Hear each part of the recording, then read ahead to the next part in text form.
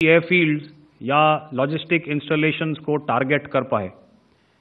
ये जो डायग्राम आप अपने सामने देख रहे हैं, ये मुझे एक इंसिडेंट की याद दिला रहा है और मैं आपको इस उदाहरण के ज़रिए से एक ये एस्पेक्ट हाईलाइट करना चाहता हूँ।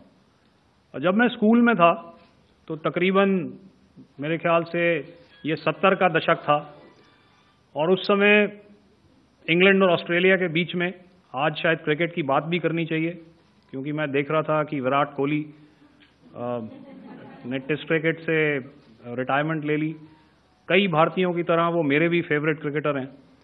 तो 70 के दशक में ऑस्ट्रेलिया और इंग्लैंड की फेमस एशेज सीरीज चल रही थी और उस समय ऑस्ट्रेलिया के दो बहुत तेज गेंदबाज, जो कि क्रिकेट हिस्ट्री में बड़ा उनका नाम है, जेफ थॉमसन और डेनिस लिली, उन्होंने अंग्रेजी बैट्समैन और उनकी बैटिंग लाइनअप को तहस नहस कर दिया था।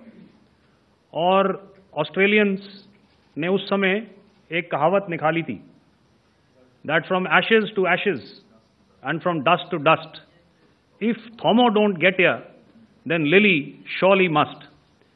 और अगर आप इस लेयर को देखें तो आप समझ जाएंगे कि मैं आपको क्या बताने की कोशिश कर रहा हूं।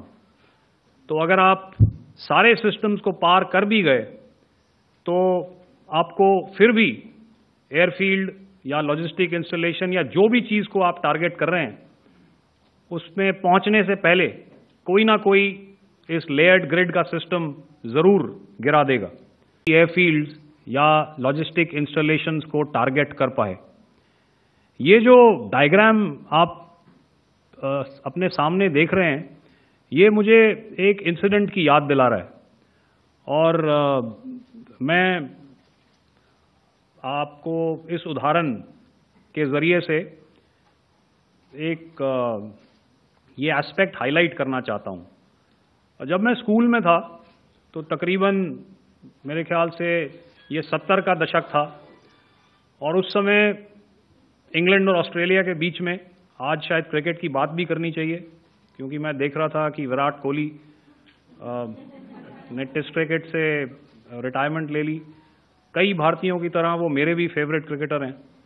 तो 70 के दशक में ऑस्ट्रेलिया और इंग्लैंड की फेमस एशेज सीरीज चल रही थी और उस समय ऑस्ट्रेलिया के दो बहुत तेज गेंदबाज, जो कि क्रिकेट हिस्ट्री में बड़ा उनका नाम है, जेफ थॉमसन और डेनिस लिली, उन्होंने अंग्रेजी बैट्समैन और उनकी बैटिंग लाइनअप को तहस नहस कर दिया था।